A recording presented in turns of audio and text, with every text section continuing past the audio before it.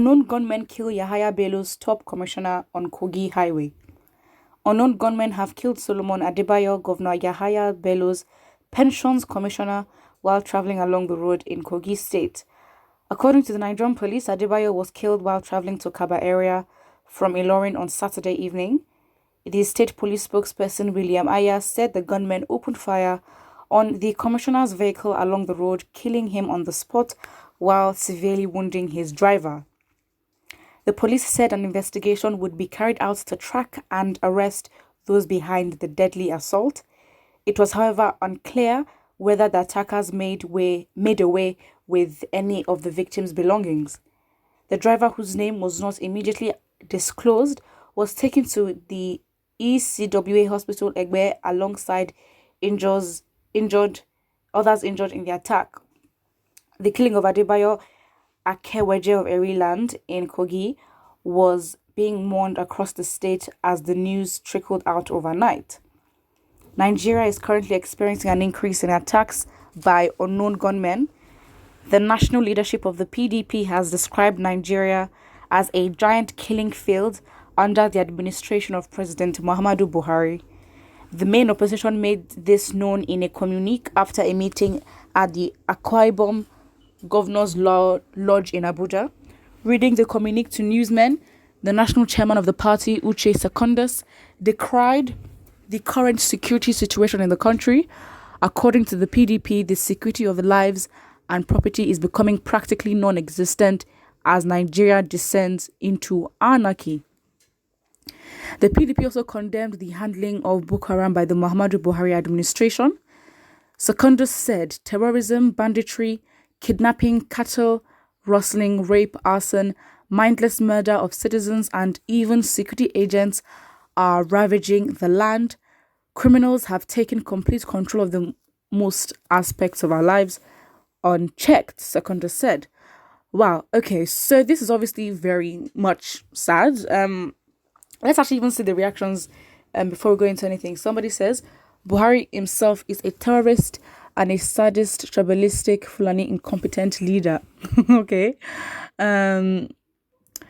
Well, somebody also said, in Nigeria, we have killer bandits, killer terrorists, killer herdsmen, killer unknown gunmen, and our government is telling us we are fine. Exactly. I mean, at this point, just be honest with the people and tell them that, you know what, we're in a very serious situation right now, because they'd always come out and say, as they do, scripted, they'd come out and say, oh, wow, you know, as a country, we need to be careful. You know, you being safe is your responsibility. Imagine the audacity.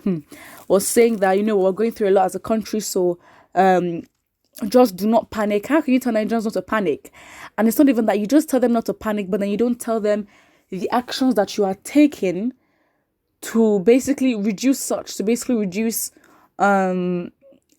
what are you doing? Are you employing more security agents? Are you investing in your machinery? What are you investing in? You're not doing anything. And so it's like you're just telling them to calm down, but you're not giving them the immediate solutions you're thinking of, implementing. Somebody says the people behind his death will never know peace, all right?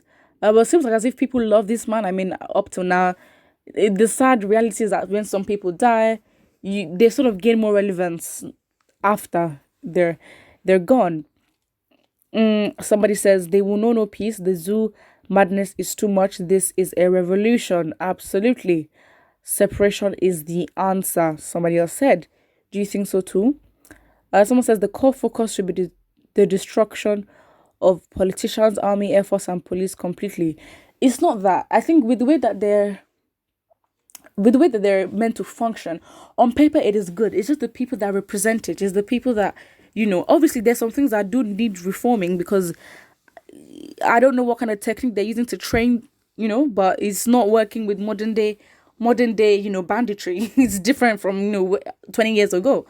One could even argue that 20 years ago things were a lot more safe. But then it's just like, what?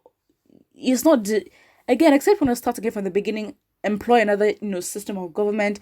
That's your prerogative as a Nigerian. But at the end of the day, it's the people that represent it. And are we ready to change that? So yeah. Someone says they will know no peace. Amen. Someone says give the youth job, not only your family. Hunger is the problem. There are a lot of hungry people in Nigeria. Not to belittle the problem or trivialize how poverty is a real issue, but there are a lot of people that are poor. I mean, Nigeria almost got like overtook India to be like one of the poorest underdeveloped countries in the world. So it's not a thing of okay, we're saying you're poor because one of the prejudice against you. No, it's not that. It's like there are poor people in Nigeria, and then they're not. When we look at statistics, yes, there are petty crimes here and there, but not to this extent. You can't say that yes, they're they're vulnerable to falling into the wrong hands due to desperation for help and all that. However, it is justified to say that, but you're not the only poor person and you're not the only hungry person. Sounds selfish, but it does not guarantee or justify that you kill other people. You know what I mean? It doesn't make sense. The energy you're using to kill, you can't use that to at least, okay, it's not a better option, but at the end of the day, Nigeria is not a country that is best, but instead of you using that energy to go kill other people, at least petty crimes like stealing for food to survive, because you have to survive and you're gonna have to do anything. But again, it all lies in the responsibility of the government to make sure that its people are comfortable enough where they're not desperate to the extent of stealing. Someone says, oh, finally the chicken has come home to roost. It's moving closer. Very soon there won't be a hiding place for anyone. I just think that it's just unknown gunmen. Why are they unknown? What is the police doing about it? Why can't they catch one unknown gunman and then identify who are these unknown gunmen? Always unknown, unknown. Why are they unknown? And again, this just proves that these unknown gunmen are not ESN, because the unknown gunmen are now operating in Kogi. And is Kogi in the southwest? Southeast? Absolutely not. I don't think so. If you look at the map of Nigeria, it's not. So it's not a thing of who are these unknown gunmen. It seems like the Nigerian government is not doing anything about it. Can they identify who these unknown gunmen are? Because these attacks are just happening from nowhere, and they have the audacity to tell Nigerians, oh, be careful. Your security is your responsibility. Imagine the audacity. Imagine the audacity. I mean, we've had to literally be self-sufficient as Nigerians from time.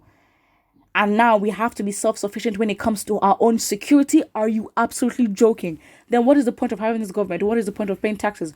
What is the point of being under a leadership? Because at this point, we might as well just not have a government and things might even be better.